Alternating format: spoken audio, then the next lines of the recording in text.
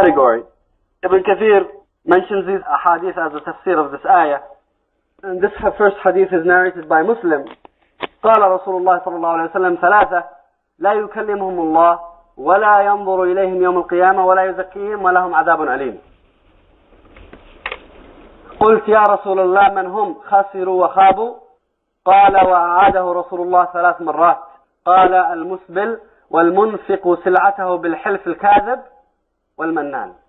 Abu Dharr radiallahu anhu, and this hadith is narrated by Muslim, he heard Rasulullah sallallahu alaihi wasallam say, there are 3 people whom Allah subhanahu wa ta'ala will not speak to and will not look at and will not purify and will punish them. Abu Dharr said, who are they? Rasulullah sallallahu alaihi wasallam repeated that 3 times. And when Rasulullah repeats something, it's to turn attention of the people. And then Rasulullah sallallahu alaihi wasallam said that these 3 people are al-musbil. Al-musbil is the one who has long clothes dragging below the ankle. There's another hadith that specifies that this punishment is to the one who drags their clothes below the ankle for khuyala. Khuyala means pride and arrogance. And then the second person Rasulullah sallallahu alaihi wasallam said, al-munfiq sil'atahu bil-half al-kadhib.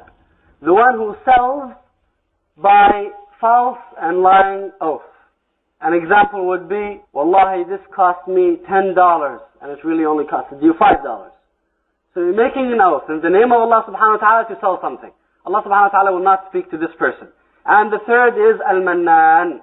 Al-mannan is the person who always reminds with his favors. You remember a year ago I gave you $5. You remember a year ago I invited you.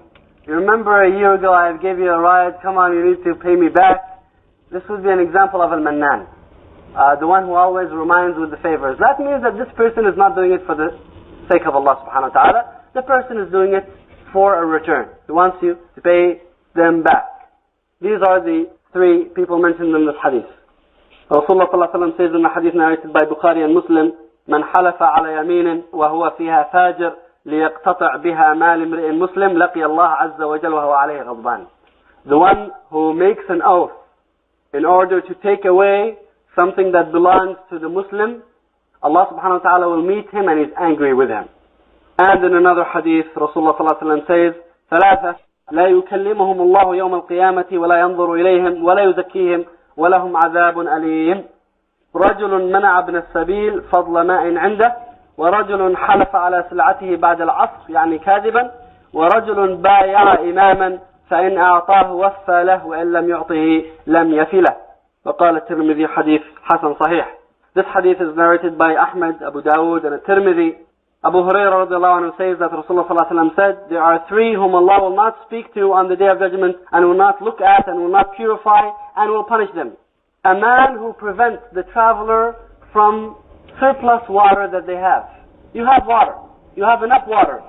And this traveler doesn't have any water to drink and you do not give the traveler your water.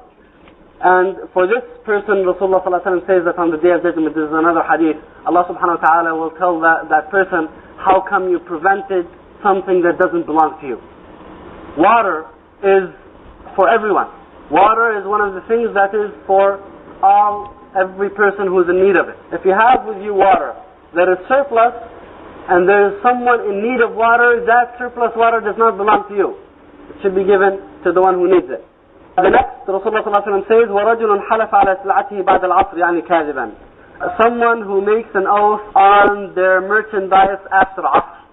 What does this mean? After Asr you make an oath on your merchandise. Usually the business day used to be they would work during the daytime.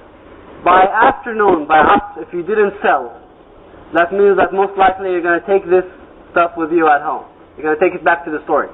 So for people to sell it, I think people who go to the swap meet, they know that by the end of the day, if you don't sell, you kind of try to get rid of whatever you have so that you wouldn't have to take all of this stuff and load it back with you.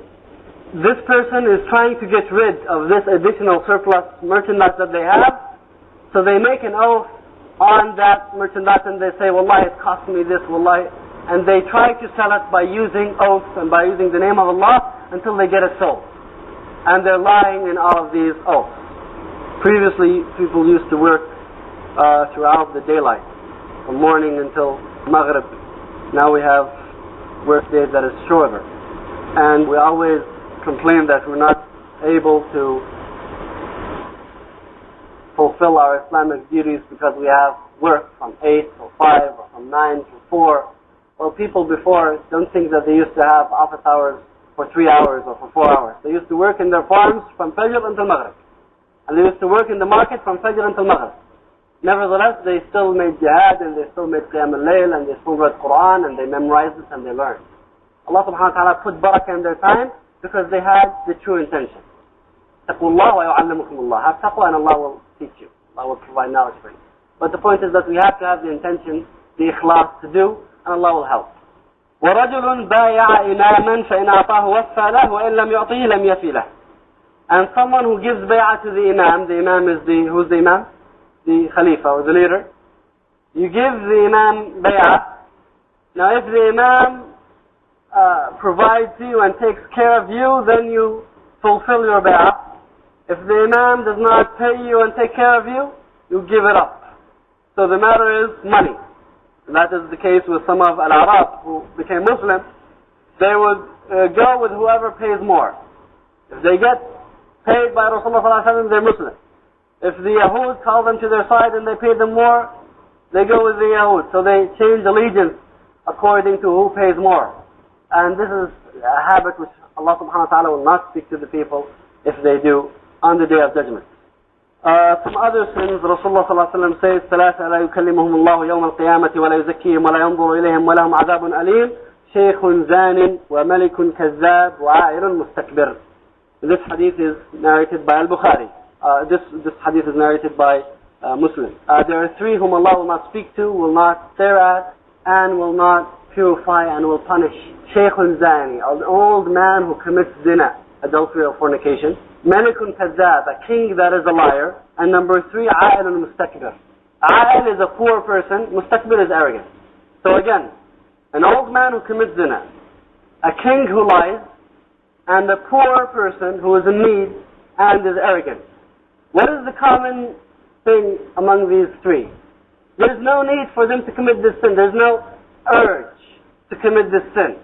Shaykh Zanin, an old man who's committing zina, who has already passed the age of immaturity and past the age of these strong desires, and this old man is still insisting on committing zina.